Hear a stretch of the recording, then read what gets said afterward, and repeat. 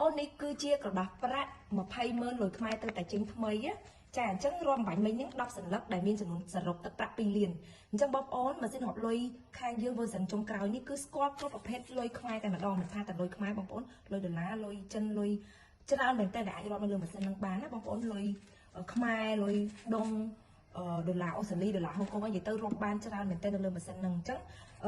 មានមុខងារពិសេសមួយទៀតបងប្អូនគឺចាប់លុយខ្លាំងៗបានយ៉ាងមានប្រសិទ្ធភាពតែម្ដងណាអញ្ចឹងខ្ញុំធ្វើការតេស្តឲ្យបងប្អូនមើលនេះគឺជាលុយខ្លាំងៗកដាស់50000លុយខ្មែរយើង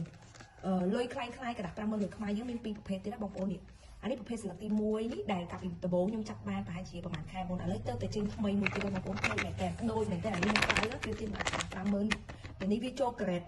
A បងប្អូនអញ្ចឹងខ្ញុំដាក់ក្នុងម៉ាស៊ីនអត់ទទួលទេ load code error ឲ្យយើងដកយកមកឆែកចាអានេះក៏50000ថ្លៃដែលខ្ញុំនិយាយថាទៅតែចេញហ្នឹងគឺចាប់ដូចគ្នាបងប្អូនហើយនេះជាកណ្ដាប់ប្រាក់ថ្លៃដែរតែលុយដុល្លារ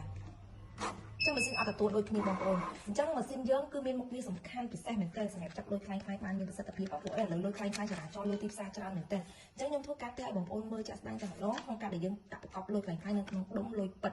តែលុយពិតហ្នឹងយើងអាចចម្រុះទឹកប្រាក់ចូលគ្នាទៀតបងប្អូនអញ្ចឹងយើងសរុបមកសរុបទាំងសន្លឹកទាំងទឹកប្រាក់វាងាយស្រួលចំណេញពេលវេលាបងប្អូនបិទបញ្ជីចុងថ្ងៃចាអញ្ចឹងនេះគឺជាกระดาษប្រាក់ខ្លាំងៗបាញ់មិញដែលខ្ញុំប្រាប់បងប្អូនចាឥឡូវនេះបានសរុបទៀតហើយ50000ចាមកស្លឹកទៀតហើយ